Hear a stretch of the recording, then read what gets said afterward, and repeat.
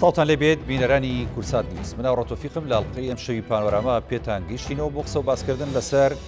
هەرێم بەرەو ڕێکەوتن لەگەڵ بەغداد. دیارە هەمومان نەزانین کە لە ئێستادا وەفدی حکوومەتی هەرێمی کوردستان بە سەرۆکایەتی کاقوبات تاڵەبانی جێگیری سەرۆکی ئەنجومەنی وەزیران لە دوێنێەوە لە شاری بەغدایە بۆ گفتوگۆ و ڕێکەوتن لەگەڵ بەغدا بۆی کە بگەنە ڕێکەوتنیشی کۆتایی بە تایبەتی لەسەر ناردنی موچە و هەروەها بەشەبوجەی هەرێمی کوردستان لە ئێستادا بۆ ئەم ساڵ و هەروەها ڕێکەوتن لەسەر بەشەبوجەی هەرێمی کوردستان لە پرۆژە یاسای بودجەی ساڵی 2021 عراق. ئەمە زەمینەسازیشی باشی بۆ کراوە ئەم سەردانەی بەڕێزخوات تاڵەبانی دوای ئەوەی کە سەردانی هەندێک لایەنی سیاسی بە تایبەتی یەکێتی نیشتیمانی کوردستان بۆ بەغدا ئەنجام درا کە بەڕێز هاوسەرۆکی یەکێتی نیشتیمانی کوردستان لە هاوشێخ جەنگی لە ئێستاشدا لە بەغدایە بۆ ئەوەی کە چەندین دیدار و کۆبوونەوەی جیاجیایی لەگەڵ بەرپرسانی باڵای عراق لەگەڵ بەرپرسانی باڵای لایەنە سیاسیەکان هەروەها لایەنە شیعەکانیش بە دیاریکراوی ساز کرد کە تەوەری سەرەکی دانیشتن و گفتوگۆ و کۆبوونەوەکانیشیان بۆ ئاراستەیە بوو کە کێشەکانی هەرێم لەگەڵ بەغدا بەرەو چارەسەرکردنی کۆتایی بڕوات و دەرچەیەکی یاسایی و دەرچەیەشی وەها بدۆزرێتەوە کە هەم هەرێمی کوردستان بتوانێت شایستە دارایەکانی لە بەغدا بەدەست بێنێت هەم حکوومەتی عراقیش بتوانێت بەهۆی هەرێمی کوردستانەوە ئەو بارگرانی کە لە ساڵی داهاتوودا و ئەو کورتهێنانی کە لە بودجەدا ڕوبەڕوویە بێتەوە بتوانێت تا ڕادەیەک چارەسەر بکات. دیارە ڕێکەوتن لەگەڵ بەغدا وەکو ئاماژەمان پێدا زەمینەسازی دەوێت لە هەرێمی کوردستان زەمینەسازی تا ڕادەیەک کراوە لایەنە سیاسیەکان لێرە و لەوێ گفتوگۆکانیان چڕ کردوتەوە بۆ ئەوی کە بتوانن هەموو لایەشیان کۆدەنگ بن و هاوهەڵوێز بن بۆی کە چۆن لەگەڵ بەغدا ڕێبکەون و چۆن مامەڵە لەگەڵ بەغدا بکەن بە تایبەتی لە ئێسادا کە ئەبینین یعنی قەیرانیشی دارایی قورس ڕوبەڕووی هەرێمی کوردستان بۆتەوە هەرێمی کوردستان تا ڕادەیەک ناتوانێت موچەی فەرمانبەرانی لە کاتوساتی دیاریکراوی خۆیدا دابش بکە لێرە و لەوێ ناڕەزایی هاوڵاتیانی هەرێمی کوردستان هەیە بۆی کە موچەیان دوا دەکەوێت بژێوی ژیانیان بەهۆی ئەوەی کە موچە نادرێت تا ڕادەیەک قورس بووە و سەخت بووە. ئێمە شەو گفتوگۆکەین لەسەر ئەم تەوەرانە و کۆمەڵێک تەوەری گرنگتر سەبارەت بە ڕێکەوتنی هەرێم و بەغدا بە میوانداری هەرێک لە میوانە بەڕێزەکانم دکتۆر ئەمیر نامیق مامۆستای زانکۆ کە لە شاری هەولێرەوە بە سوپاسەوە دکتۆر ئەمیر لەگەڵمانە لە ستۆدیۆکانمان سوپاس دەکەین دکتۆر هەروەها بڕیارە کاکشیروان میرزا ئەندامی لێژنەی دارایی لە ئەنجومەنی نوێنەرانی عراق پاش کەمێکی دیکە ئەویش لە ڕێگەی سکایپەوە لەگەڵمان بێ بەڵام سەرەتا گفتوگۆکانم لەگەڵ دکتۆر ئەمیر دەست پێ یەکەم دکتۆر هەمومان نەزانی لە ئێستادا ڕەوشی هەرێمی کوردستان لە ڕووی داراییەوە بەڕاستی قورسە و ئەوەی کە حکوومەتی هەرێمی کوردستان بە هاوکاری سەرجەملایەنەکان هەوڵی بۆ ئەدا کە تا ڕادەیەک خۆی دەرباز بکات لەو قەیرانە قورسەی دارایی کە تێککەوتووە هاوڵاتیان و موچەخۆرانیش تا ڕادەیەک نەک تا ڕادەیەک بگرە زۆر کاریگەری کردوتە سەر ژیانیان ئەو تا بینین ینی لێرە و لەوێ ناڕزایی هەیە خۆپشاندان هەیە ئەم قەیرانانە ڕاستە ینی حکوومەتی هەرێمی کوردستان و لایەنەکان دەیانوێت بەرەو چارەسەری بەرن بەڵام ئەوەی کە لە ئێستادا گرنگە ڕێکەوتن لەگەڵ بەغدا و زۆرێک لە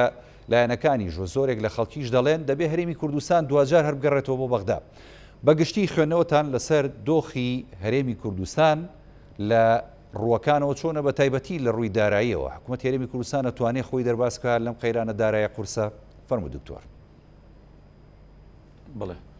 سڵاو لە ئێوەی ئازیز لە بینەرانی کەناڵی ئاسمانی کوردستانی کورساتی خۆشەویست دیارە ئەمڕۆ گەلەکەمان لە بەردەم قۆناغەکی هەستیار و مەترسیداردایە کە ڕێگای هات و نەهاتی لێبەری دەکرێت ڕێگە هاتەکەی ئەوەیە بە هەرچی چۆنێک بێ هەم گەلی کوردستان هەم حکوومەتی هەرێم و کوردستان هەوڵ بازووی لە هەڵماڵی بە هەر شێوازێک بی هەوڵ بدات لەگەڵ دەوڵەتی مەرکەز لەگەڵ عێراق چارەسەری کێشە داراییەکان بە تایبەتی ئەوەی کە پەیوەندی بە کێشەی موچەوە ئەو کێشەیە چارەسەر بکا و بنبڕی بکاتن. ڕێگا نەهاتەکەی ئەوەدایە ئیتر خەڵکی کوردستان ڕەنگە تەحملکردنی ئەو دۆخە چەق بەستوویە زیاد لە 2014ەوە بۆ شێوە بێ موچەیە موچەیەکی زۆر پاشکەوت کرێ بێ و هیچ نەتیجەیەک و هیچ شەفافەتێک لەو زۆری پاشکەوتە نەبێ پاشان بڕینی موچە و لە ساڵێکدا تو چەند مانگێک موچە بدرێ پێم وایە خەڵک ئەوەی هەرچی بوو خواردی و ئیتر ڕەنگە لە تەحملدا ئاسان نەبێ لەبەرەوەی ئەو دۆخە چەق بەستووە بە تاکید ڕەنگە لێرە لەوێ هەوڵ بدە دەستی دەرەچیشی تێبکوێت لەو جۆرە خۆپیشاندان و ناڕزایانە لەوانەیە و ناڕزای خۆپیشاندانانە بە تاکید بەشێکی زۆری یان داوای ڕەوای خەڵکە بەڵام زۆری خۆپیشاندانە کە بەرەو ئاراستەیەکی خراپ و هەند سووتاندنی هەندێک دام و دەستگا بە تایبەتی دام و دەستگای حکومی وەکو مؤسساتی پەروەردە وەکو مؤسساتی هاتوچۆ لە 2000 داوانە بڵچی خەڵکە بڵچی خەڵکی سڤیلە بڵچی هەموو خەڵکی کوردستانە حەق ئەو شۆرانە بپارێزرێ لەبەرەوە جۆرێک لە ئاشوب و دۆخە چەق بەستوویە کە ئێستا هەیە بەرەو ئاقارەکی خراپدا دەڕوە حکومەت هێرێمی کوردستان نەکرد حکومەت هێرێمی کوردستان کاک هاوڕێ ئێمە کێشەیەکمان هەیە بە درێژایی مێژووی گەلی کوردستان گەلی کوردستان زۆر جار دەستکەوتی گەورەی بەدەستێناوە بە خوێن و بە ئازایەتی و بە ڕۆحی شۆڕژێڕ و تێکۆشەرانە و پێشبەرگانە و قارەمانانە بەڵام هەمیشە ئێمە لەسەر مێزی تەفاوز لەسەر مێزی گفتوگۆ دۆڕاندوومان و نەمانتوانیوە سەرکەوتوو بین گەلی کوردستان لە چەند ساڵ ڕابردوو ڕەنگە کاتیەوەی ئاماژی پێدن کارتی زۆر بەهێزی لەبەردەستدا بوو بۆ تەفاوز لەگەڵ عێراق بەداخەوە بەشێکی زۆر لەو کارتانی دۆڕان ئەوەی ئێستاش نەچۆ بچێ پێم وایە زەمینی سازی بۆ کراوە ئەو مەرحلەیە بەسەر چوو عێراق بەتەنیا داوای نەوت کاتن بڕنەوە لە ڕێگەی سۆمەوە بنێدرێ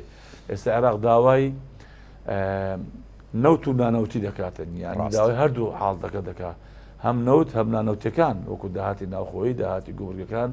داوای کۆمەڵەشتی تر دەکات من پێم وایە هەرێمی کوردستان دەبێت لەو قۆناغا ئەوەی لەو قۆناغا بەر شێوازێک بێ هەوڵ بدە لەگەڵ عێراق پێک بێتن بەلانی کەم بەو قۆناغی ئێستا و بەر لە پەسەندکردنی بودجەی 2021 و پێشم وایە شتێک مستەحیل نییە و ئەگەر یەکگرتووی هەموو لایەنە سیاسەکان هەبێ ئەگەر خیتابی سیاسی یەکگرتووی هەبێ بەرنامەیەکی دەوڵەتداری و حکوم ڕانی هەبێ لەگەڵ عێراق پێک بین بەڵام چیتر عێراق بەو شێوازە لەگەڵ ئێمە تەعامل ناکاتن متمانە لاواز بە لە بین ئێمە و بەغدا عێراق بەونەوە لەگەڵ ئێمە پێک نایە بڵێ من پارەت بۆ دەنێرم تۆ لە بەرامبەر هیچی بۆ نەنێری ئێمە بڵێن ئەینێرین بەڵام لە نەتیجەدا عێراق نەینێری دەبێت ئەوەی متمانە دروست بێەوە پێم باشە و من ڕەنگە لانی سێمیش هەوڵ بدا بەشدار بێتە تەرەفێکی حەکەم لە بین هەردوولا بەڵێ هەمیشە ینی وەکو جەناب دامەژت پێدا دکتۆر ئەمیر ینی ئەم بێمتمانەیەوەی لە هەرێم کردووە کە ینی متمانە بە بەغدا نەکاوە تاوەکو ئێستش کە چەندین جار ڕێکەوتنەکە لەگەڵ بەغدا تا ئێستا نەیتوانێتەوە تەسلیم کاوە بەغداش بە هەمان شێوە تا ینی متمانی خۆی لە دەستداوە ینی لە ساڵێکدا تاوەکو ئێستا کە ڕێکەوتن کراوە لەگەڵیدا بە تایبەتی لە ساڵی 2020 تاوەکو ئێستا ینی 4 جار یاخود 5 جار بەشە بودجەی فەرمانبەرانی هەرێمی کوردستانی ناردەوە بەڵام وەکو جەناب دامەژت پێدا بوونی لایەنی سێم لە هەر ڕێکەوتنیشی داهاتوودا گرنگە بۆ هەرێمی کوردستان و بەغدا بۆی کە چاودێر بێ بەسەر ئەم جێبەجێکردنی ڕێکەوتنەکەەوە بەڕاستی ئەنی لایەنی سێم چیە لە ئێسادا ئەمریکایە یاخود نەتەوە یەکگرتووەکانە یاخود یۆنامیە یاخود هەر لایەنیشی دیکە کە گرنگ بێت لە عێراقدا بوونی هەبێت و هەم هەرێمی کوردستان متمانی پێ بێم عێراقیش متمانی پێ بێ هەم ئەو لایەنی سێمەش ینی بتوانێت کاریگەر بێ لەسەرەوەی کە هەم بەغدا پابند بکات دەم هەرێمی کوردستانیش پابند بکات بۆ ڕێکەوتنەی کە یکەن بڵێ هێشتان گەلی کوردستان و گەلانی عێراقیش ڕەنگە دۆستی باشمان هەیە بە تایبەتی ئێمە وەکو کورد و بەشێک لە وڵاتانی زلهێزەکانی دنیاش ڕەنگە حەز نەکەن ئارامی عێراق زیاتر لەوە تێک بچێ و ڕەنگە ئەو حاڵەتی کە ئێستا هەیە هەرێمی کوردستان ناوچەیەکی سەقامگیر بۆ لە ڕێی ئەمنی بە تایبەتی لە سەردەمی زەنجی داعش و ئێمە هەمیشە لە بەرەی دیموکراسی و ئازادی خوازەکان بووینە لە بەرەی هاوپەیمانان بووینە بۆ زەنجی تیرۆر بەرامبەر زەنجی تیرۆر ئێمە لەبەرەوەی پێم وایە دۆستەکانمان ڕەنگە لەگەڵمان بن و ڕەنگە دەگوشارش بخەنە سەر عێراق لایەنی سێم بخۆمان مەسەلەن داوای بکەین ئەگەر ئێمە متمانەمان بە خۆمان هەبێ فعلەن ئێمە ئەوەی عێراق لە ئێمەی داوای دەکەوە فعلەن متمانەمە بە خۆمان دابێ بە دەتوانین پابند بین ئەو بڕەنەوتە ئەو داهاتانی کە پەیوەندی بە داهاتەکانی گەمارکەوە هەیە ئەوەی ناوخۆیی هەیە ئەوەی عێراق کە داوای دەکەن نەوتی و دانەوتی ئەمە توانین پابندی بین بەوجو ئیتفاقی دەکەین ئەگەر ئێمە متمانەمان بە خۆمان هەیە پابند دەبین بۆ ئیتفاقا دەکرێت ئێمە داوای لایەنی سێم بکەین چ وڵاتی یەکگرتووەکانی ئەمریکا بی چ یۆنامی بی چ وڵاتانی تر دۆستمان مەسەن ئەڵبانیا فەڕەنسا ئەوانە میشە لە زۆر خۆناغ دۆست و پشتپەنای ئێمە بوونا دەکرێت ئێمە وا بکەین داوا بکەین لایەنی سێم هەبێ بۆیە ئێمە بڵێن کە ئێمە ئەو پەرێزی ئێمە و پاکەوە ئێمە پابند دەبێت بۆ ئیتفاقی کە دەکەین بەڵام فەرمی عێراق لە چوارچێوەی دەستوری عێراقی نەکرد بەتەنیا کێشەی بودجە و اقتصاد کە ئێمە لەو قۆناغی پێویستە لەگەڵ عێراق پێ بین بەڵکو عێراق پێویستە کێشەی دەستوریمان لەگەڵ عێراقیە کێشەی مادەی 140 کێشەی ناوچە کوردستانەکان کەرکووک مەخمور منطقەی خانەقین و منطقەی شنگال و هەموو شوێنەکانی تر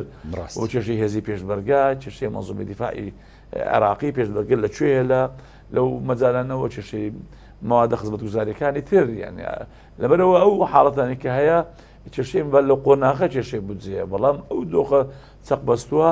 بە هەرچی شێوازێک بدە بە حکومەت تێری بکارەسەوە بکە هەموو لایەنە سیاسەکان شانی بدەنە بەرێ لە ناخۆی خۆمانەکە پەرتەوازەی لێو ماڵی کوردی هەبی بەڵام کاتێەوە هاتووە هەمومان بێکڕێزی و بە تەبایش قۆڵ و بازووی لێ هەڵماڵین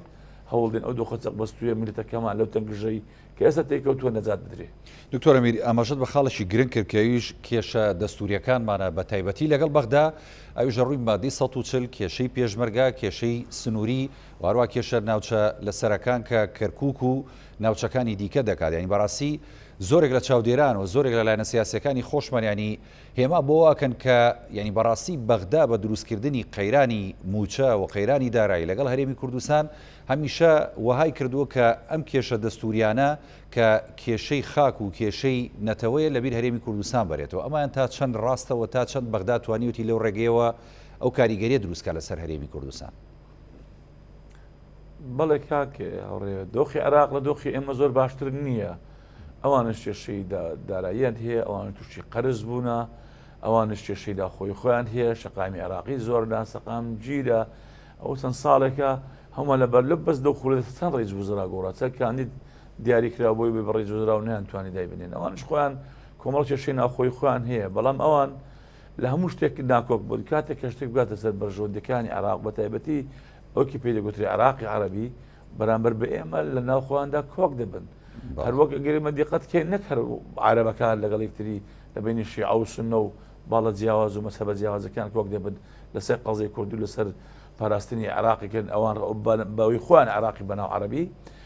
بەڵام وڵاتانی ئیقلیمیش یعنی زۆر جار بینیمانە وڵاتانی ئیقلیمی لە بینی عێراق و تورکیا ئێران سووریا زۆر ناکوچی قوڵ لە بینەندا هەبوو بەڵام کاتێک کە هاتوتە سەر کێشەی کورد و قەزەی کورد لەگەڵ یەکتری کۆک بوونەوە وەک یەک بیریان کردوێتەوە ئەوە زۆریش لە مێژ نییە لە قەزی ڕەفراندۆم بینیمان هەمویان یەک بۆ چوون یەک ئاراستیان هەبوو لە گوشارە زۆرەکانی بەسەر بۆ سەر هەرێمی کوردستان یعنی گە بۆیان بکرا بە هەمیان پەلاماریان دەداین لەبەرەوەی ئێمە بەشێکی زۆری خەتای خۆمانە هیچ بە دووسێ ئاراستە ئاراستەیە کەمیان ئەوەیە ئێمە زۆر جار ئەو پۆستانەی لە بەغدا لە شوێنەکان تەنانەت هەندێک جار لە کوردستانیش پۆستەکان خەسار دەکەین یعنی خەڵکی پرۆفشناڵ خەڵکی تەخەسوسی خەڵکی خاوەن تەراکمی خوبرە لە ڕووی وەزیفیەوە لەو بوارەدا کەم جار ئەو خەڵکانە دیاری دەکرێت ڕەنگە دێزار وایە خەڵک بکرێت پەرلەمانتە ڕەنگە عەرەبیش نەزانێ دەڕە بە بەغدا لەبەروی مەگە نوێنەرەکانمان نوێنەری ئەکتیڤ بن و لێرە پشت و پەنایان هەبێ هەرێم لە نێو خۆیدا یەکگرتو و تەبا و یەک ڕیزبی یەکگوتاربی پشت و پەنای نوێنەرەکانمان بن لە بەغدا من پێم وایە دەتوانین لە زۆر قۆناغدا کارتی بەهێزبان هەبی و بشتوانین سەرکەوتوو بین بەڵام خاڵی دووەم ئەوەی تر هەیە کە ئێمە لە ناوخۆمان یەک ڕیز نین تەبانین یەکتر دەشتێنین و زۆر لە غروری سیاسی هەیە زۆر لە تەسفێکردنی یەکتری هەیە یەکتر قبول ناکەین تا ئاراستەی بین لەوە دەکەینەوە چۆن یەکتر لەناو بین چۆن یەکتر بچوو بکەینەوە چۆن کادر و ئەندامەکانی یەکتری بکردرێتن و سەنگەر بگوازێتەوە لەبەر ئەوەی ئەو ناتەبایی و نایەک ریزیە و نەبوونی شراکەتێکی ڕاستەقینەی واقعی لە نێوان هەموو لایەنە سیاسەکان یاخود ئەوانەی کە بەشداری دەبن هەندێکجار نەتوان گومانیان هەیە لەوەی فعلەن ئەوە خاوەنی ئەو کیانە قوارە کوردێن یان نا ئەوان هەمووی وای کردووە درز لە نێوان ڕێزەکانی کورد لەو درزانەی ئێمە نارەکانمان منافسەکانمان بە ئەتکیدی سوودیان لێ وەرگرتووە کە سوودیان لێ وەرگرتووە ئێمەش نەمانتوانێت سەرکەوتوو بینی من دەبێت ئاماژ بێ خاڵتر دەم بمبورە ئەوش ئەوەیە ئێمە لە بەشێکی زۆر لە عقودانی کردومانە وەکو لە پێشودا ئاماژەم پێدا خەڵکی تەکنۆقرات و خەڵکی خاوەن خێبرە و خەڵکی خاوەن تەخەسوسی لە بەرامبەر ئەزمموی وڵاتانی زلهێز بە تایبەتی ئەمریکا سعودیا رووسیا لە عقودی نەوتی لەگەڵ کۆمپانیا عالەمیەکان ئێمە تەجروبەمە نەکردنەبوو تەجروبەی زۆر بچکۆلەشمان هەبووە لەبەرەوە لەو عقودانە من پێم وایە ڕەنگە بە پێویست نەمانتوانێ بە شێوەیەکی تێگەیشت و پێگەیشت و عقودێکی مەدروستکرا و دراسە بۆکراوی معقولمان بمانتوانێت بە لەو اتفاقانە کردومانە گەنا ئێمە خۆمە نەوت دەفرۆشی خۆ ناکڕین بۆچی تووشی هەموو قەرزە بووینە دلیلی ئەوەیە خەلەل هەیە لە زۆری اتفاقاتانی ئێمە لەگەڵ کۆمپانیەکانی عالەمی لە ڕووی اقتصادی کە کردومان ئەویش بەڕێ ئێمە نەبوونی تەراکمی خێبرەیە یاخود لێرە و لێ هەندێک بێسەر و بەری و گەندەڵی تێدا هەیە. دکتۆر ئەمیریان ئەمێ خاڵێکی دیکە ینی لەگەڵ جەنابتە بکەم بە پرسیار ینی زۆر جار کاتێک کە وەفدێکی حکومی هەرێمی کوردستان دەچێتە بەغدا ینی داوا دەکرێت کە بۆ نمونە بە تایبەتی لە هەرێمی کوردستان هەر لەسەر ئەو خاڵی کە جەنابی شتامەژت پێدا کە دەبێ ئێمە لە ناوخۆی خۆماندا بەهێز و تەبابین و یەکدەنگ بین بۆی کە بتوانین کێشەکانمان لەگەڵ بەغدا چارەسەر بکەین. داوا دەکرێت هاوشانی ئەم وەفدە حکومیانە وەفدێکی باڵای سیاسیش بۆ گفتوگۆ لەگەڵ لایەنە سیاسەکانی عراق بە تایبەتی لایەنی سیاسی شیعی کە باڵادەستن هەم لە ئەنجومەنی نوێنەران هەم بەسەر حکوومەتەکەی بۆ نمونە مستەفا کازمیشەوە لەگەڵ ئەمانە بکەونە گفتوگۆ تا چەند گرنگە بۆ نمونە ئالەم ساتەدا کە ئێمە گفتوگۆکەین و وەفدی حکوومەتی هەرێمی کوردستان بە سەرۆکایەتی کاقوباد لە بەغدایە بۆ گفتوگۆ لەگەڵ لایەنی حکوومەتی عراقی وەفدێکی سیاسی هەرێمی کوردستانیش لە سەرجەم لایەنە سیاسەکان لە بەغدا بێ بۆی کە ئەوانیش هاوشانی ئەم وەفدە و پاڵپشت بوو ئەم وەفدە گفتوگۆکانیان دەست پێ بکەن لەگەڵ لایەنە سیاسیەکان. دەست خۆش پرسیارەتی زۆر جوانە دۆڕژان. ئێمە لە عێراق بە شێوەیەکی گشتی ئێمە هەمومان دەزانین هێز و لایەنە سەرچیەکانی سیاسی لە عێراق ڕۆڵ دەبینن. کەم جار ئەو کەسانی کە ئەچیان پێ دەست پێدرێت دەتوانن خاوەن بڕیاردەر بن و بڕیاری با بڵێن واقعی بن لەگەڵ ئەو دۆخانی کە دێنە پێش. مەسەلەن کازمی ڕەنگە کەسایەتی و کارەزمایشی بە قوتی بۆ دەوڵەتداری بەڵام کارزمی خۆتان دەزان پێگەیکی ئەوەندە بەهێزی لەناو پەرلەمانی عێراق و لە شەقامی سیاسی عێراق نییە یعنی بەو شێوازە لەبەر ئەگەر کاتێک کوتلە بەهێزەکانی عێراق بە تایبەتی کوتلە بەهێزە گەورەکانی شیعی پشتیوانی هەندێک بڕیار و قوانین نەکە بە نەتیجە حکوومەتەکە فەشەل دێنون ڕەنگە دەتوانێت پابند بێ هیچ نەبێت لە پەرلەمان قبوڵی ناکەن و خۆش بە بینیمان پەرلەمانی عێراق لە پرۆژە یاسای قەرز بەبێ کورد و بەبێ ئەوەی ڕەچاوی کۆمەڵەش مافی ئێمە بکەن پێشیان پڕات لەبەرەوە هێزە سیاسەکان فعلەن ڕۆڵ دەبینن و لە چەند ڕۆژی ڕابردوو بەڕێز هاوسەرۆکی یەکێتی لاهور شێخ زەنجی ڕۆڵی کاریگەری هەبوو خۆی وەفدەکەی من پێم وایە ئەگەر هەموو هێزە سیاسەکان بە یەکگرتووی بەڵام کەس لە ماڵەکی خۆی دەنێنشێ و وەفدێکی بلێرێکی خاوەن بڕیار نەبێ و بەردەوام بێ بە تەلەفۆن و بە سکایپ و بە ئیمەیل لەگەڵ کەسی یەکەمی حزب سیاسەکان قسە بکاتن ئەرێ ئەم بڕیارە بدەین یان نەدەین بەڵکو ئەوانەی کە دەستە بەغدا بۆ چۆنی من کەسی پلە یەکی حزبەکان بن لە لووتکەوە بچن بۆ بەغدا شانی بدەنە بەرەی لەگەڵ کەسی پلە یەک و خاوە قووەت و بڕیارە قانونی و دەستوریەکانی عێراق لەگەڵ ئەوانە دابنیشن بە تاکید کاریگەری لەسەر پەرلەمان دەبی کاریگەری لەسەر حکوومەت دەبی و پێشم وان نەتیجەی دەبیتن من لە بیرمە ئێمە جارێک لە کۆبنەوەیەک لەگەڵ سەرکردە و کاریزمەی گەورە خوا لە خۆش و جەنابی مامزەلال کۆبنەوەکمان هەبوو لە سلێمانی کۆمەڵک مامۆستا جامیع بووین یەکێک پرسیارێکی لە مامۆستا بەڕێزەکان بەس دەبن ناوەکەم لە بیر نماوە تو جەنابی مامزەلال تۆ لە بەغدا لەم تەمەنا وا باشتر نییە لە هەرێمی کوردستانی بۆ یەکێتی بۆ هەرێم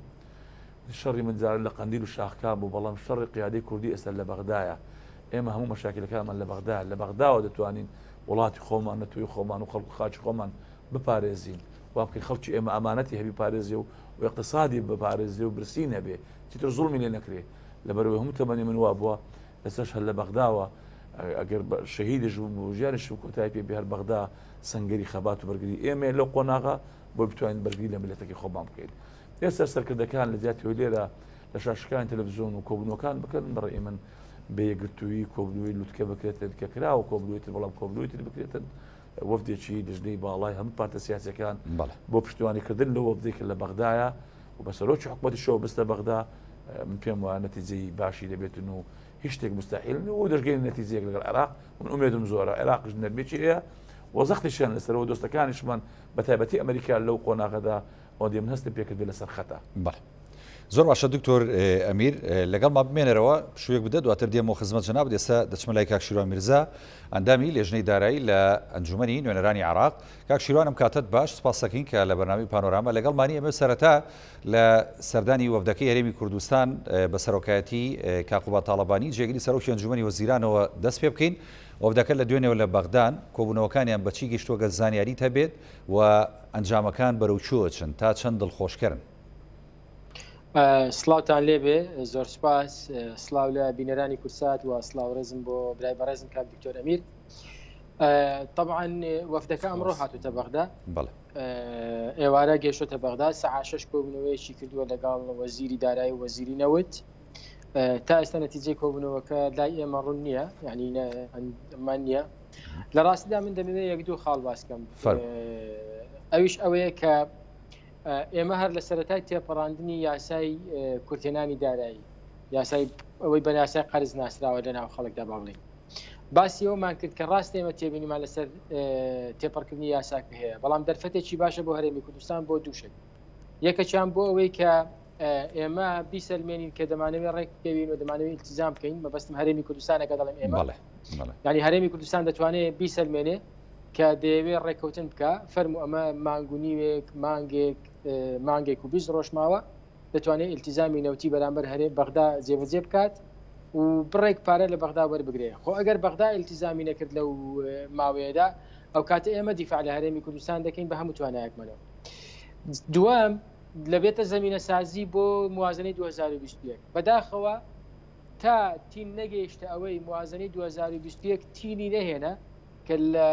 هەفتەیەک دواکەوتووە بەپێ ئەوەی کە دەبوو هەفتەی ڕابردوو هاتبە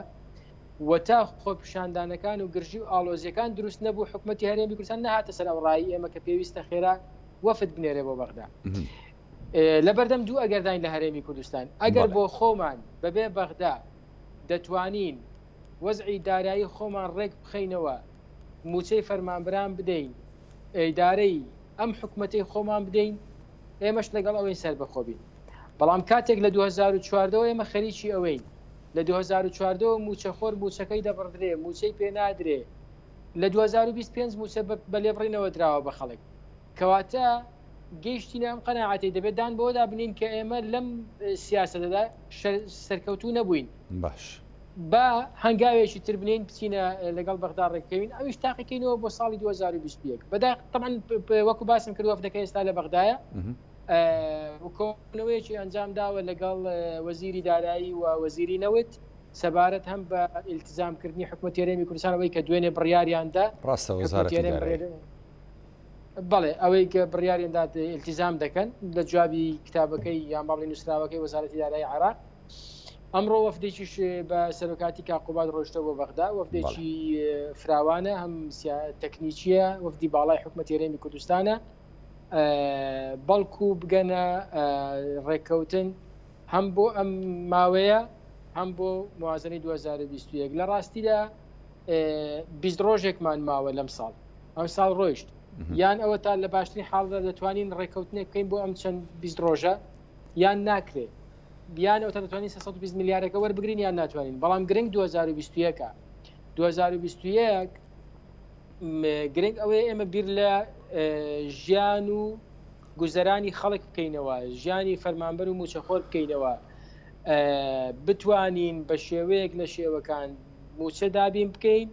کە موچەمان دابین کرد یعنی بازار بژایەوە یعنی استقراری سیاسی دروست بوو عفو استقراری اقتصادی دروست بوو استقراری اقتصادی استقراری سیاسی بەدواوەیە بە پێچەوانەوە تێکچوونی دۆخی اقتصادی لە هەر شوێنێک و لە هەر وڵاتێک وردە وردە بەرەو خراپبوونی دۆخی سیاسی نائارامبوونی کۆمەڵایەتی بەرەو گەندەڵی بەرەو خراپەکاری دەڕوا بە پێچەوانەوە ئەمە تەجروبە کراوە و بەرپرسانی بابڵیان بڵین شارەزایانی ئیداری لەسەری کۆکن کە ئەمە لە دنیا تاقی کراوەتەوە بۆیە زۆر گرنگە ئەمە دوای لە 2014 تا 2020 مەرحەلەیەکمان تاقی کردەوە با بڵین تێیدا سەرکەوتوو نەبووین 100% نەمانتوانی وەکو پێویست با بڵین پرۆسەی بە نمونە بینینەوە پرۆسەی نەوێت دەرهێنانی بە بازارکردنی بهێنانی کۆمپانیای بیانی و کۆمپانیای گەورە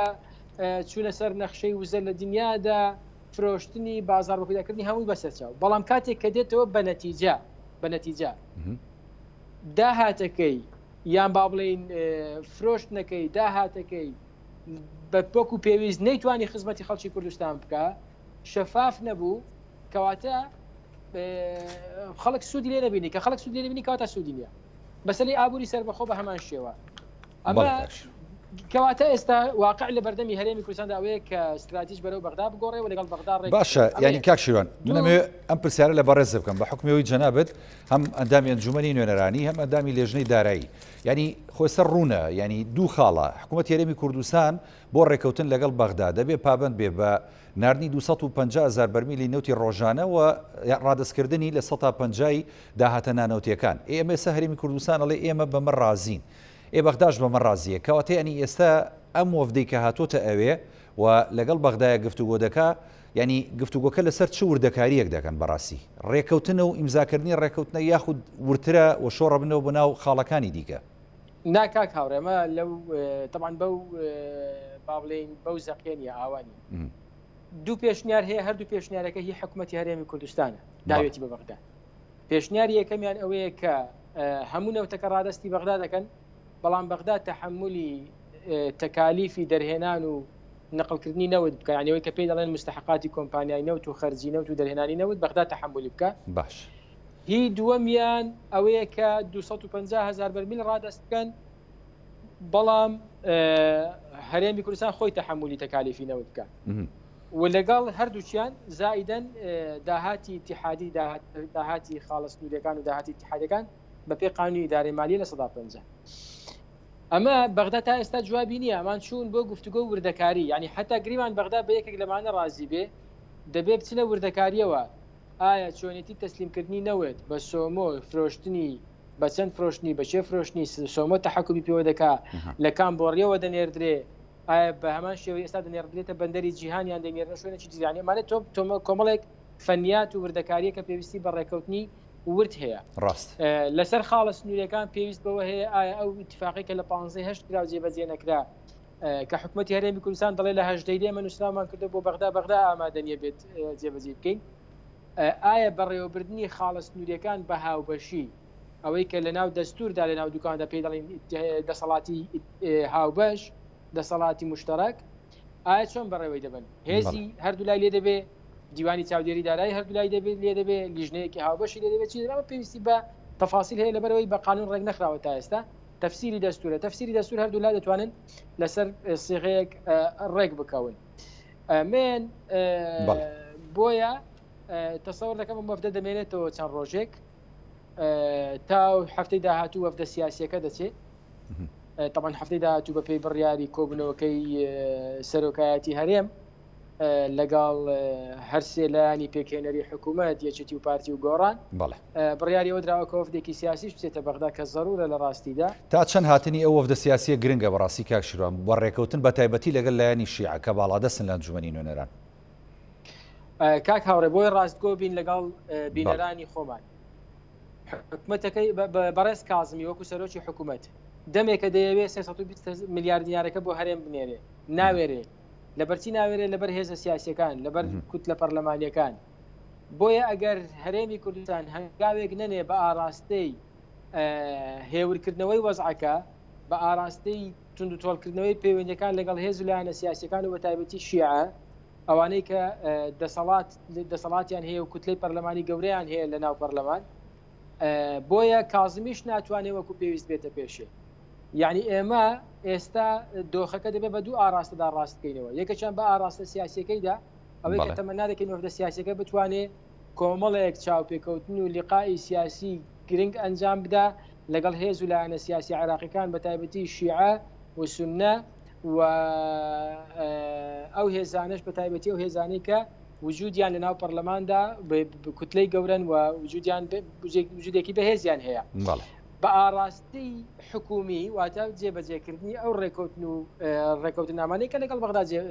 ئیمزا دەکرێت بۆیە گرنگە حکوومەتی هەرێمی کوردستان بە هەردوو ئاراستەکە هەم حکوومەت بە ئاراستی حکوومەت وەکو جێبەجێکردنی ڕێکەوتنەکان هەنگاو بنێ و هەم هێز و لایەنە سیاسیەکانیش باشە کاک شیروان ینی ئێوە لە بەغدان و بەرکەوتن و ینی گفتوگۆتان زۆرە لەگەڵ سەرجەمەندامانی ئەنجومەنی نوێنەران لە کوتلە جیاوازەکان بە تایبەتی لە کوتلە شیعەکان کە زۆر باڵادەستن لە ئەنجومەنی نوێنەران ئەوان ینی چه هەنگاوێکی هەرێمی کوردستان و یاخود بەرپرسانی باڵای هەرێمی کوردستانیان بەلاوە گرنگە بۆی کە ئەم تەمی بێمتمانەیە لە نێوانیاندا بڕەوێتەوە ینی ئەو هەنگاوە چیەکە داوایەکە لە هەرێمی کوردستان کاک هاوڕێ وەکو باسم کرد درەنگ کەوتین یعنی لە ڕاستیدا درەنگ کەوتین ئێمە لە 2019 ئەوەی کە لە موازنە بۆ کورد چەسپا هەنگاوێکی باش بوو لە من بپرسی یاسایی بوو دەڵێن یاسایی بۆ ئەوەی هەرێمی کوردستان کردی واتە نەوتی ڕادەست نەکرد بۆ لەبەرەوەی یاساکە ڕێگەی پێدا بوو بەڵام لە ڕووی واقعیەوە لە 2019 لە 2020 لە مانجی 1 و 2 سی 2020 کە هەر سێ مانگەکە 453 میلیارد دینار هاتووە لە بەغداوە ئەم سێ مانگە لە ڕووی واقعیەوە ئەگەر هاتبا و نەوتمان ڕادەست کرد بە هەم لە ڕووی حسابیەوە پارەیەکی زیاترمان وەردەگرت لە بەغدا و لەو نەوتەش کە فرۆشتومانە و لە ڕووی سیاسیشەوە ئەم جوڵە سیاسی لە دژی هەرێمی کوردستان دروست نەدەبوو لە ڕووی زمینە سازیشەوە بۆ ئێستا بۆ موازنەی 2021 پێویستمان بەوە نەبوو دوو وەفدی حکومی وەفدی سیاسی بێ ئەو کاتە حکومەتی هەرێمی کوردستان وەفدەکەی لەگەڵ ئیلتیزاماتەکەی بوو ئێمە داکۆچیمان دەکرد دەماوت فەرمو ئەمە هەرێمی کوردستان ئیلتیزامی کردووە وەکو چۆن بەسرە و شوێنەکانی تر بەشدارن لە پڕکردنی خەزانەی دەوڵەت و پاشان لەم خەزانەی وەردەگرن ئێمەش پشکی خۆمان لە هەرێمی کوردستان ناردوتەوە بۆ خەزانەی دەوڵەت ئێستا داوای حەق خۆمان لەم خەزانەی دەوڵەتە دەکەین بەڵام دواکەوتین کە دواکەوتین ئێستا ئەوەی کە پرسیارەکەی جەنابەت کردت هەنگاوێک گرنگە هەنگاوی عەمەلی هەنگاوی کردداری ڕادەستکردنی نەوت و ئیدارەدانی خاڵە سنووریەکان ڕێککەوتنێکی شەفاف و پێشکەشکردنی هەموو داتا و زانیاریەکان چ لەسەر مەلەفی نەوت چ لەسەر داهاتی خاڵە سنووریەکان لەوانەیە کەسێک بپرسێ باشە لە عێراق خۆ هیچ شتێک شەفاف نییە گەندەڵی زۆرە لە داهاتی نەوت دیار نییە خاڵە سنووریەکان وایە بۆ ئێمە وابێت ڕاستە بەڵام ئێمە دەمانەوێت ڕێک بکەوین ئێمە ئەمڕۆ پێویستیمان بەم ڕێککەوتنە هەیە وەزعی دارایی ئێمە خراپە خەڵک و موچەخۆری ئێمە لە 2025 موچەی بەلێبڕینەوە وەرگرتووە یعنی حسابکە 4 موچەی وەرگرتووە تووشی دۆخێک بووین کە خەڵک لە برسان لە سەرجادەیە خۆ پیشاندان دەکا ماڵەکەی خۆی دەسووتێنێ دایرەی کارەبا دەسووتێنێ بینای پەروەردە دەسووتێنێ یعنی تووشی حاڵەتێک بووین کە پێویستیمان بەوەیە ئێستا بە هەر ڕێگایەک بێکە ئێمە دۆخی دارایی هاوڵاتیانی خۆمان و موچەخۆرانی خۆمان چاکەینەوە عێراق لە گەندەڵیدا نقم بووە لافا و بردوویەتی چیان کردو کەیفی خۆیەتی گرنگ بووەوەیە بۆ ئێمە بۆ هەرێمی کوردستان بتوانین ئەم دۆخە ناهەموار و نالەبارە ڕاستکەینەوە دەست خۆشکاک شیروان دێمە خزمەت جەنابەت بڵێ دکتۆر ئەمیر یعنی ئەمەوە لە جەنابتان پرسم بۆ نمونە ئێستا ینی ئەوتا لایەنە شیعەکان ینی متمانیان بە پەیوەندیەکانی ڕابردویان نەماوە کە لەگەڵ لایەنە سیاسیەکانی هەرێمی کوردستان هەی بوو هەمیشە ینی لایەنە شیعەکان دایمە پشت و پەنای کورد بوون لە زۆر لە ینی مووقیفەکاندا ئێستا وەکو کاکشیروان ئەڵێ هەنگاوی یەکەم دروستکردنەوەی متمانەیە بە تایبەتی حکوومەتی هەرێمی کوردستان ئەتوانێت هەنگاوە بنێت کاتێک کە ئەم وەفدە سیاسیە دەچێتە بەغدا ئەوان چۆن ئەتوانن قەناعەت بە لایەنی بەرامبەری شیعی بێنن و هەروەها لایەنەکانی دیکەی کە باڵادەستن لە عێراق بەوەی کە متمانە دروستکەنەوە و کوردیش وەکو بەشێک یاخود شەریشێک لە عێراقدا سیر بکەن و ئەو مافوو پێدا ئەو شایستەدارانی کە بەپێی دەستور هەیەی پێی بدەن هەموو کاتانێک کە ئێمە یەکدەست بووینی یەکهێز بووینی یەکگوتار بووینە وەکو یەکتیم هەنگاومان ناوە لە هەرێمی کوردستان بەرامبەر بە عێراق بەرامبەر بە ناوچەکە هەمیشە زۆرنەی کاتەکان بە ئاستێکی زۆر ئێمە سەرکەوتووی بووینە نمونەمان لە پێشە لە ڕابردوودا کە خوا لە خۆشببوو جەنابی مامجەلال لەگەڵ بەڕێز کاک بەسعود لەگەڵ هێز لایەنە سیاسیەکان تر بە یەکتیم کە چوون بۆ بەغدا وتواندرا دەستوری عێراق کۆمەڵک بنود و مادەی زۆر باش جێ بکرێتەوە کە پێوەزی مافوو دەستورەکانی خەڵکی کوردستان کە ئێستا ئێمە تاقیشت کە لە بەردەستمانە زۆر قسەی لەسەر دەکەین دەمانە دەستورە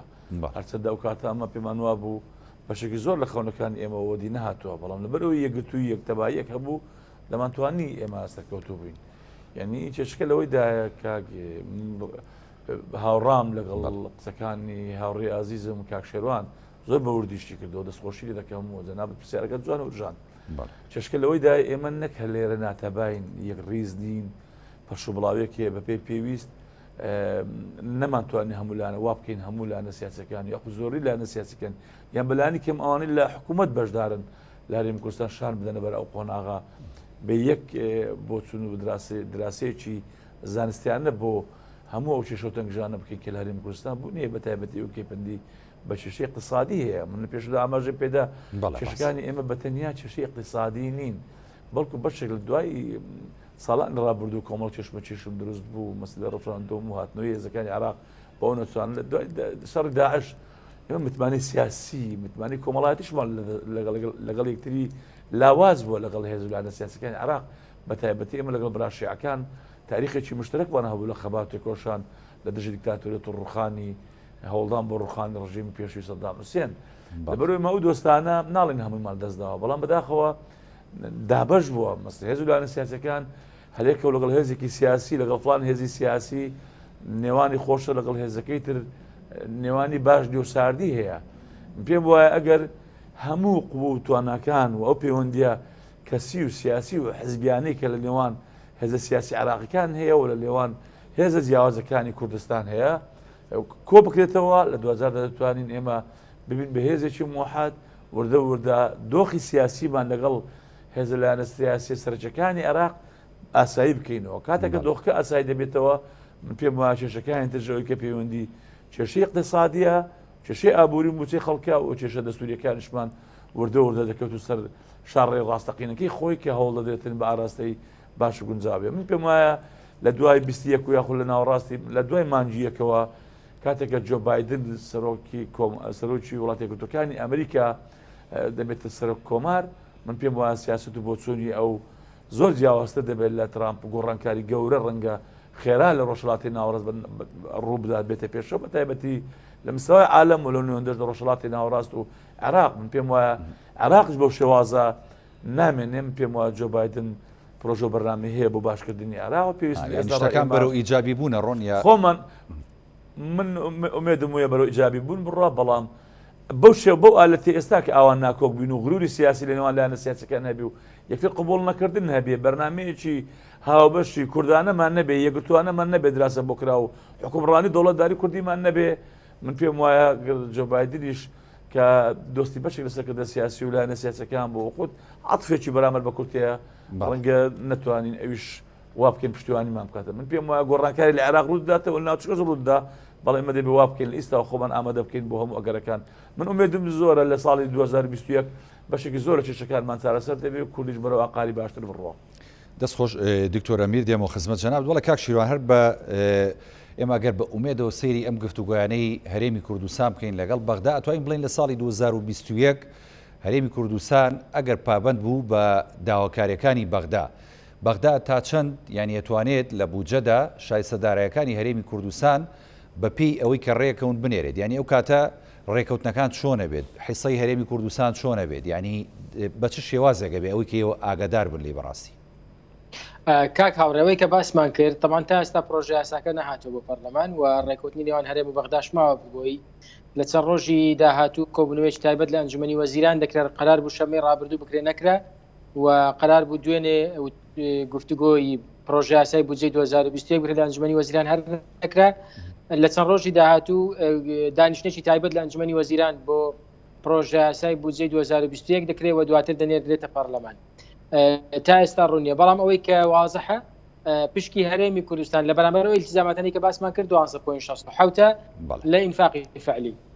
بەتەوەقعات یعنی بۆ 2021 حکوومەتی عێراقی دەیەوێت طبعا موسە زامن بکە دەیەوێت هەندێک پرۆژە جێبەجێ بکە هەندێک خزمەتگوزاری زیاد بکە یعنی حکوومەت بەو پێی کە دەیەوێت کە لە 2020 لە ناوەڕاستی 2020 دەست بەکار بوو و نەیتوانیوە زۆر شت بکە دەیەوێت لە 2020 یعنی مەبەستم چی ئەمە لەوەی کە ئینفاقی فعلی خەرجی زیاد دەکات کە خەرجی زیاد دەکات هەتا خەرجی عێراق زیاد بکە پشکی هەرێمی کوردستان زیاتر دەبێت بەتەوەقعات یعنی ئەمە وەکو ژمارەی دقیق نییە بەڵام بەتەوەقعات خەرجی عێراق مانگانە لە 7 تریلیۆن بۆ 8 تریلیۆن دینار دەبێت لەم 8 تریلیۆن دینارە 12.67 هی هەرێمی کوردستان دەبێت یعنی ئەگەر حسابی کەین بەردەوام پشکی هەرێمی کوردستان لەو 12.67 دەکاتە 700 میلیارد 750 میلیارد تا نزیکەی 800 میلیارد زیاتر یعنی ئەمە بەبێ لێبڕین و هیچ شتێکەوە ئەو پارەیە دێتە هەرێمی کوردستان ئەمە هیچ لێبڕینی نییە لەبەرەوەی ئینفاقی فعلیە یعنی ئینفاقی فعلیە چونکە ئەمە دوای ئەوەی کە تۆ نەوت ڕادەست دەکەی داهاتی خاڵستنیەکان دەگەڕێنەوە بە پێی یاسا ئەوەی کە دەمێنێتەوە هی خۆتە پشکی شت لە بودجەی گشتی هەیە طبعا لە دوای لێدەرکردنی بودجەی سیادی و حاکیمە ئەوەی کە دەمێنێتەوە یعنی لەو بینەدا بە تەوەقعاتی من ژمارەکە یاری دەکا و بەڵام ئەوە پێویستی بە بڵێنی وردکردنەوە هەیە لە مانگانە لەگەڵ وەزارەتی مالی عێراق لەسەر خەت بن حکومەتی هەرێمی کوردستان و لەگەڵ دائیرەی محاسبە لەسەر خەت بن بزانن ئینفاقی فعلی چەندە و پشکی هەرێمی کوردستان چەندە و بەم شێوەیە حساب دەکرێت ئەوەی کە هاوڕێ جگە لەوە تەوان ئێمە دەتوانین پشکی پێشمەرگە زامن بکەین ئەوش زۆر گرنگە دەتوانین بنمونە تەنمەی ئەقالیم پەرەپێدانی پارێزگاکان پشکی پارێزگاکانی هەرێمی کوردستان زامن بکەین یعنی ئەو بەدەر لەو پشکەیە کاک شیروان کە لە بودجەکەیە دیاریەکەی بەڵێ ئەمانە لەگەڵ ئەو پشکێ لەگەڵ ئەو بودجەیە نیە دەتوانین مەسەلەن ئەو قەرزانەی کە حکوومەتی عراقی دەیکا کە دوجار ئێمە بەشداری لەدانەوەی ئەم قەرزانە ئەو قەرزانە لە بودجەی سیادی دەدرێتەوە کەواتە مادام بەشداری لەدانەوەی قەرزەکان حەقە لە وەرگرتنیشدا قەرزارین کە ئێستا کۆمەڵێک تەرح هەیە بۆ قەرزدان بە عێراق بە تایبەتی بۆ پرۆژە قەرزی سینیەکان هی ئەڵمانیەکان هی یابانی هی قەرزی ئەڵمانی هەیە و بەریتانیەکان خەریکن لەسەر خەتن چینیەکانیش ماچیەوە قەرزی سینیەکان کە ئێستا خەریکە دەست بە پرۆژە دەکەن ئەمانە هەموو یعنی دەتوانین دەرسەیەکی باش بێ لە 2021 بۆ ڕزگاربوون لەو دۆخە چەق بەستووە دارایی و ئابوووریە خراپەی کە ئێمە لە هەرێمی کوردستان لە ڕاستیدا تێکەوتوین ئەوەی کە کاک هاوڕێ پرسیارەکەی پێشوت ویستم ئەوە بڵێم ئەم جوڵە سیاسی کە دەکرێت بۆ بەغدا ئێمە لە هەرێمی کوردستان زیاتر پێویستمان بەم جوڵە سیاسیە لە هەرێمی کوردستان پێویستیمان بە ئاشکردنەوەی هەموو لایەنەکانە لەگەڵ حکوومەت پێویستیمان بە ئاشکردنەوەی هەموو لایەنەکانە لەگەڵ یەکتری پێویستیمان بە یەکڕیزی و تەبایی هەیە ئەوەی ئەمڕۆ بنمونە من پەیامەکەی سەرۆکی حکوومەت ئەمڕۆ دووشتی تدا بوو من دەمەوێت تیشکی بخەمە سەر ئەگەر ڕوخسەت هەبێت یەکەچیان باسی لەوە کرد کە هەندێک پەرلەمانتار یان هەندێک کەس لە بەغداوە دەیانەوێت دژی هەرێمی کوردستان یان دژی ئەو کیانەی هەرێمی کوردستانەوە بکەن من دەمەوێت ئەوە بڵێم ئێمە ئەم پەیامە بۆ داهاتوو خزمەت بە یەکڕیزی و تەبایی ئێمە ناکە ئێمە پێویستیمان بە دەنجی هەموو ئەو پەرلەمانتارانە هەیە و لە ڕاستیشدا من بۆ خۆم لە پەرلەمانی عێراقم بنمونە نەمدیوە پەرلەمانتارێک دژی بەرژەوەندێ باڵاکانی هەرێمی کوردستان بێ هەمومان هەرێم بێت دژی قەوارەی هەرێم بێ دەکرێت دژی بنمونە یەکێتی بێ دژی پارتی بێ دژی گۆڕان بێ دژی حکوومەت بێ دژی سیاسەتی حکوومەت بێ ئەوە تا من ئەندامی حیزبێکم و لەسەر سیاسەتی هەڵی حکوومەت قسە دەکەم ینی ئەمە مانای ئەوە نییە من دەمەوێت قەواری هەرێمی کوردستان بڕوخێنم بە پێچەوانەوە لە خەمی ئەوەی ترسم هەیە ئەم هەنگاوە نامەدروسانە و نادیراسەکراوانەی کە دەنرێ ئەمە مەترسی لەسەر قەواری هەرێمی کوردستان دروست بکات بۆیە خەممە قسە دەکەم بەڕاستی ئەمەیە دوو بۆ داهاتوومە پێویستمان بە کۆدەنجی هێز و لایەنە سیاسی کوردستانیەکان هەیە لەگەڵ هێز عێراقیەکانی تر بۆیە ئەم پەیامە من پێم وایە خزمەت بە یەک ڕیزی و کۆدەنجی ناکا و ئێمە مادام ئامادە بین وەفدێکی سیاسی بنێرینە بەغدا لەگەڵ هێزی سیاسی عێراقیەکان بە شیعە و سوننەوەدا بنیشین بۆ ئامادە نەبین لە ناو خۆمان جارێکی دیکە دەست لە ناودەستی یەک ڕادێک ئەو هەوڵەژ و ئەو جوڵی دەستی پێکردووە لە هەرێمی کوردستان لە دوایەوەی کە کۆبوونەوەی هەر سێ لایەنەکە لە سەرۆکایەتی هەرێم کراوە ئامادەکاری کراوە بۆ کۆبوونەوەی 5 لایەنە سیاسیەکە بە هەمان شێوە لە سەرۆکایەتی هەرێمی کوردستان ئەمە هەنگاوێکی باشە یعنی منیش هەر ئەوە دەڵێم لە ڕاستیدا دووەمیان بەڕێز سەرۆکی حکوومەت باسی لەوە کرد کە ئەگەر لەگەڵ بەغدا ڕێک نەکەوین ئەگەر لەگەڵ بەغدا ڕێک نەکەوین ناچار دەبین بە لێبڕینێکی زۆر من تەمەنا دەکەم ئەمە استراتیجی با بڵێن یان با بڵێن خوتەی بەدیلی حکوومەت نەبێ بۆچی لەبەرەوە یەکەم ئێمە هەموو قورسایی خۆمان بخینە سەرەوەی لەگەڵ بەغدا ڕێک بکەوین خۆ ئەگەر هاتوو خوا نەخواستە بەغدا نەهاتە پێشیان بەغدا ڕێک نەکەوت ئێمە ئەو کاتە دەتوانین قسەیەکی تر بکەین لە بەغداوە ئێمە جوڵەیەکی تر بکەین لە بەغدا بەڵام ئەوەی کە بەڕێز سەرۆکی حکوومەت گوتی یەکسەر پەنا بۆ لێبڕینی موچە بین ئێمە لە 2016ەوە حکوومەت ئەم هەنگاوە هەڵەی ناوە چاکسازی ڕوبەڕووبوونەوەی قەیرانی دارایی تەنها دەستبردن نیە بۆ موچەی فەرمانبەران، دەستبردنە بۆ گەندەڵی، دەستبردنە بۆ دوو موچە و سێ موچەیی، دەستبردنە بۆ ئەو نەدانی باز لەلایەن کۆمپانیا گەورەکانەوە، دەستبردنە بۆ مەلەفی نەوت و شەفافکردن و خڕێکخستنەوەی هەموو ئەوانە جارێ دەبێت دەست بۆ ئەوانە ببەی نەک یەکسەر تۆ پەنابەری بۆ کەمکردنەوەی موچەی فەرمانبەران. بەداخەوە دەبێ ئاخر شێت کۆتاشێت کە حکوومەتی هەرێمی کوردستان جارێکی دیکە دەستی بۆ ببە موچەی فەرمانبەران بێ و نابێ ئەمە جارێکی دیکە لە بەرنامەیدا بێ ئەگەرنا هەڵەیەکی استراتیژی گەورەیە وەلا ڕاستیدا 2016 هەر هەڵە بوو لەبەرەوەی دۆخی بازاری شێواند و دۆخی دارایی خەڵکی شێوان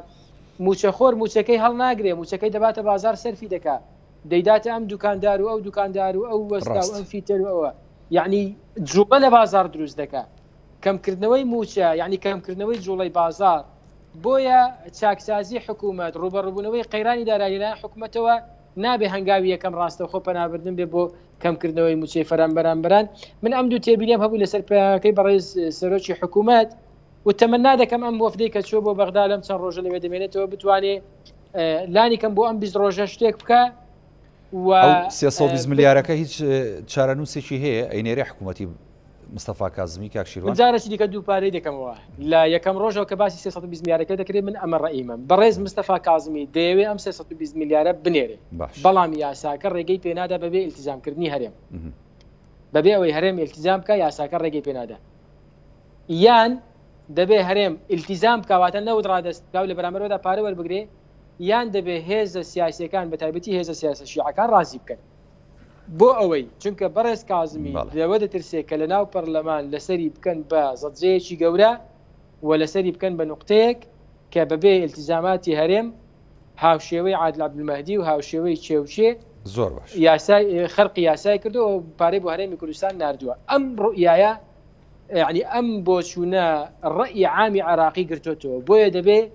یان هێزە سیاسیەکان بە تەواوی ڕازی بن ڕێگە بە کازمی بدەن بینێرێن جادێنێرێ یان دەبێ هەرێمی کوردستان ئیلتیزام بکات ئەگەرنا بەڕێز کازمی ناتوانێت ئەم 320 میلیارە بنێرێ و بە تایبەتیش کازمی ئێستا دەیەوێت موازنە بنێرێتە پەرلەمان دوێنێ لە کۆبوونەوەی هەر سێ سەرۆکایەتەکەی عێراق لەگەڵ هێزە سیاسی عێراقیەکان کە جەنابی کاک شێخ لاهوریش بەشدار بووە بۆ ئەوەیان بۆ کە تەمان یەک لە تەوەرەکانی با بڵین یەک لە تەوەرەکانی تایبەت بۆ بە مەوزوعی تێپەڕینی با بڵین تێپەڕاندنی موازنە یاسای بودجە لە عێراق کازمی نایەوێت زەجەیەکی سیاسی لەسەر خۆی دروست بکات لەو کاتێک کە دەیەوێت موازنە بنێرێتە پەرلەمان و بەبێت چێشە بۆی تێپەڕە چێشە بۆ خۆی دروست ناکە ئەمە دواوتە وەرگرم بەس دەماوەی کەمتر لە 30 چرکەیە سوپاس دەکەم دواوتە ئەوەیە کە من تەمەنا دەکەم حکوومەتی هەرێمی کوردستان جددیتر کە ئێستا وەفدەی ناردووە کە کارێکی زۆر باشە و ئەوەی دوێنێ ڕاگەیان ناوێکی باش بوو هەرچەند پێمان وابوو درەنگە و ئێستاش دەبێت جارێکی دیکە هەرێمی کوردستان زۆر سوور بن لەسەرەوەی لەگەڵ بەغدا ڕێک بکەون و لە دوای ڕێککەوتن ئینجا شەڕی شایستەدارایەکانی خۆیان بکەن ئێمەش هاوکار و پشتیوانیان دەبین دەست خۆش کاکشیروان بەڵێ دکتۆر ئەمیر دواوتەی بەڕێزیش فەرموو بەڵام زۆر بە کورتی سوپاس دەکەم من هیوادارە بەسەرکردەوە ڕەبزەکانی کوردستان خەمیان خەمی خاک و خەڵکی کوردستان و خەمی چارەسەرکردنی کێشەکان بی خەمی بەتەنیا خەمی پارتە سیاسەکان و کۆمپانیای ئەشخاصەکان نەبی من پێ بۆ هیچ شتێک مستەحیل نییە ئەوە ئومێد هەیە ئەگەر تەبایی یەکگرتووی هەبێت دۆخەکە بەرەو ئاسایی بنەوەدرەوە بەڵام ئەگەر ئەم تەباوی نایەکگرتووی هەبێ و خەمەکە خەمی خەڵک نەبێ من پێم وایە دۆخەکە لە دەست دەرەچێەوە بە ئاسانیش چارەسەر نابێت دوایی سوپاس بۆ یەک لە میوانە بەڕێزەکانم دکتۆر ئەمیر نامی مامۆستای زانکۆ کە لەگەڵ مابوو سوپاس بۆ کاکشیروان میرزان دامی لێژنەی دارایی لە ئەنجومەنی نوێنەرانی عێراق کە لە ڕێگەی سکایپۆ لە بەغدا لەگەڵ مابوو بەڵێ بینەرانی بەڕێز سوپاس بۆ ئێوەش کە تام ساتە بینەروان بوو خواتان لەگەڵ